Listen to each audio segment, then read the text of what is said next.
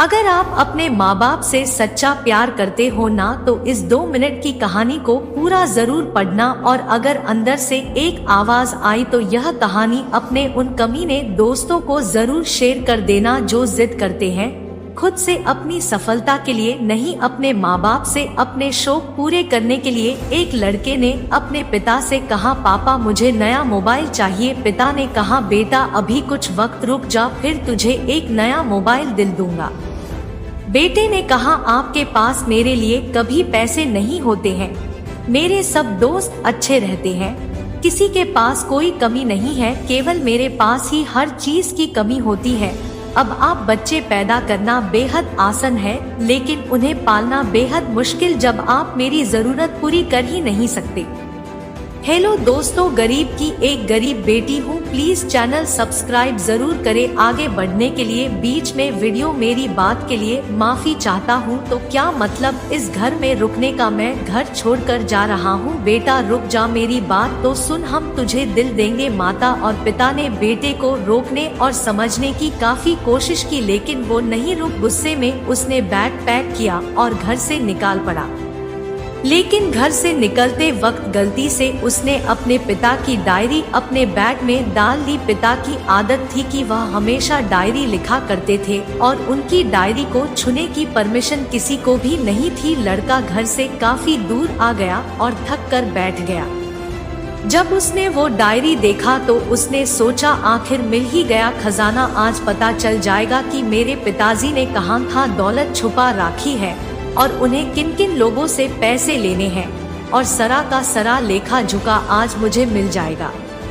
बेटे को लगा इस डायरी में पिताजी की सारी लेन देन का हिसाब होगा। जैसे ही लड़के ने उस डायरी को पढ़ना शुरू किया, उसकी आंखों से आंसू बहाने लगे। डायरी की शुरुआती पन्नों में बेटे को जो बाइक दिलाई थी उसका हिसाब लिखा था, जिसकी EMI पिताजी अभी तक चुका रहे थे। दूसरे पन्नों में उसके कॉलेज की फीस और एडमिशन का कर्ज लिखा था कि इन लोगों को इतने पैसे वापस देने हैं, और सबसे आखिरी पन्ने पर लिखा था कि बेटे को अब मोबाइल दिलाना है, उसके लिए मुझे कौन कौन उधार दे सकता है।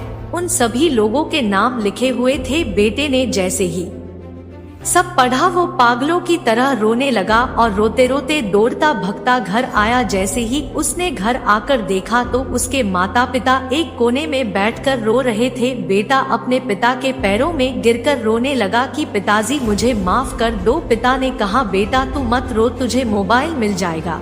बेटे ने कहा, पिताजी मुझे आपसे कुछ नहीं चाहिए, मुझे पता चल चुका है आप इस डायरी में हम लोगों से क्या छुपाते थे। मैं अब आपको कोई कम नहीं करने दूंगा, मैं मेहनत करके सब कुछ ठीक करूंगा। ये सुनकर पिताजी ने बेटे को गले से लगा लिया। दोस्तों, माँ बाप अपना पूरा जीवन, अपनी पूरी खुशी अपने बच्चों के लिए कुर्बान कर देते हैं, लेकिन कुछ बच्चों को लगता है कि माँ बाप ने उनके लिए कुछ नहीं किया। वह कभी आपको अपनी समस्या नहीं बताते, भले ही वह कितनी ही बड़ी समस्या से गुजर रहे हो। रिश्तेदार भी उन्हें नीचा दिखाते होंगे तो भी वो सह लेते होंगे, लोग भी ताने मारते होंगे तो भी वो सह लेते होंगे, लेकिन आपसे अपनी समस्या कभी शेयर नहीं करते, क्योंकि वो आपको कभी दुखी नहीं देखना चाहते हैं।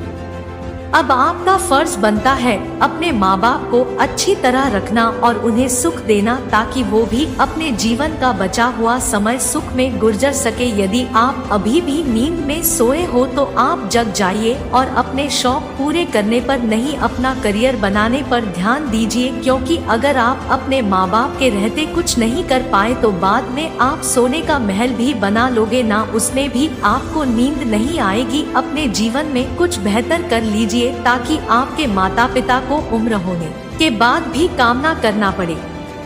अगर कहानी अच्छी लगी तो इसे सभी के साथ शेयर कीजिए, और अगर अभी तक लाइक नहीं किए हैं तो जरूर कीजिए। धन्यवाद।